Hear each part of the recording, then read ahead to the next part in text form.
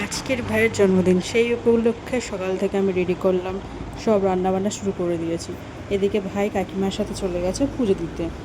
সব রান্নাবান্নার শেষে দুপুরবেলা স্নান করে উঠলাম, শ্যাম্পু করলাম যেহেতু অনেকদিন ধরে করা হয়নি। রাত্রেবেলা করবো, চলো।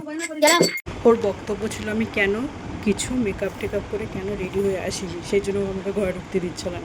দেন তারপর এদিকে এসে দেখি মা প্লেটিং করা স্টার্ট করে দিয়েছে। আমি বসে বসে টুকটাক ভিডিও তুললাম, তোমাদের সাথে তো রান্নাটা শেয়ার করতে পারিনি, যেহেতু সকাল থেকে করেছিলাম, একটার পর একটা করে গেছিলাম, তো সেরকম কিছুই কিন্তু হয়নি, বাট ভিডিওটা আর কি তুলতে পারিনি। তোমাদের সাথে পরে সেটা শেয়ার করে দেবো। এদিকে আমাদের বাবু মশাই চলে এসেছে ধুতি চুটি করতে, আমাকে ভিডিও তুলতে বারণ করছিল, বাট আমি তো তুলে নিয়েছি।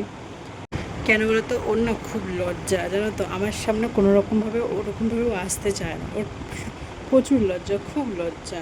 তো দেখে এদিকে মা ডালটাও রেডি করে নিয়েছে। সব যখন রেডি টেডি করা হয়েছে, তারপরে ওকে যখন বসানো হয়েছে, পুরো মনে হচ্ছে যেন জন্মদিন বাড়ি না, জামাই ষষ্ঠী, জামাই খেতে বসেছে। এবার সব কিছু খাবার দাবার মা আর কাকিমা নিয়ে এসে, এবার যেহেতু আশীর্বাদ হবে, পাখা অফ করতে গিয়ে লাইটটা অফ করে দিয়েছে। মাথার ঠিক নেই কী করছে। তো যাই হোক, ফার্স্টে মা এসে, মা যেহেতু বাড়ির বড় বউদের মধ্যে, দেন আশীর্বাদ করলো, তারপরে কাকিমা আশীর্বাদ করলো, যেহেতু ওর মা হয়। এটা হচ্ছে কি ওর মা, ঠিক আছে, তোমরা সবাই দেখে নাও। আর তারপরে চলে এসেছে ঠাকুমা যেহেতু শরীরটা খারাপ ছিল, অনেক পরে এসছে, বয়স হয়েছে, তাই সেই জন্য খুব একটা উঠতে পারছে না। আর যেহেতু এখন করে ঠান্ডা গরম, সেই জন্য। আর ওদের না খুনসুটি কোনোদিন পারলে ওদের সাথে শেয়ার করো, লাইফে টম অ্যান্ড জেরি।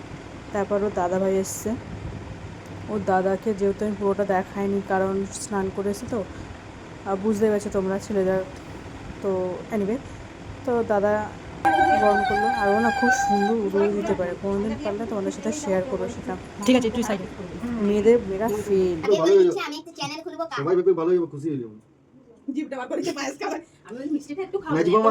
দেন তারপরে আমি এসছি ওকে আশীর্বাদ করতে, আমাকে বলছে বৌদি ভাই এত স্পিডে করছো কেন, ধীরে ধীরে স্লো মোশনে করো, মানে ধান দুব্বাটা বলছে স্লো মোশনে দাও। দিলাম, আর ওরা প্রচণ্ড আমার পেছনে লাগে, খুব মানে বাড়িতে যদি লাগার কেউ থাকে একমাত্র ওই, মানে দেওর আর বৌদির যেটা আর কি একটা ভালোবাসা। ও তো আমার দেওর না, ভাই, ছোট্ট ভাই। এরকম দেওয়ার যদি কারোর থাকে অবশ্যই কমেন্টে জানিও যে তোমাদের 12-13 বছরের দেওর আছে কি না। তারপর প্রণাম নিতে এসেছিলো, ওকে আমি এমনিই ভালোবাসি, প্রণাম করতে হবে না ভাই আমার। তারপরে এসছো দিদিভাই, ওর দিদিভাইকে বলছে আগে হেডফোনটা খোলো, তারপর আমাকে আশীর্বাদ করো। ওর দিদিভাইয়ের সাথে ওর প্রচণ্ড লাগে, যদি কখনো পারি তো তোমাদের সাথে সব কিছুই শেয়ার করবো।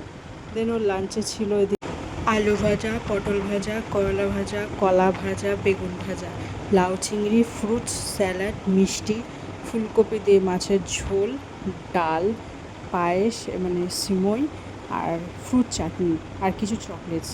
তো আমরা সবাই দুপুরবেলা খাওয়া দাওয়া করে নিয়ে বিকেল বেরিয়ে গেলাম ওর জন্য কেক টেক আনতে। তোমাদের যদি ভিডিওটা ভালো লাগে চ্যানেলটা সাবস্ক্রাইব করে পাশে থাকো।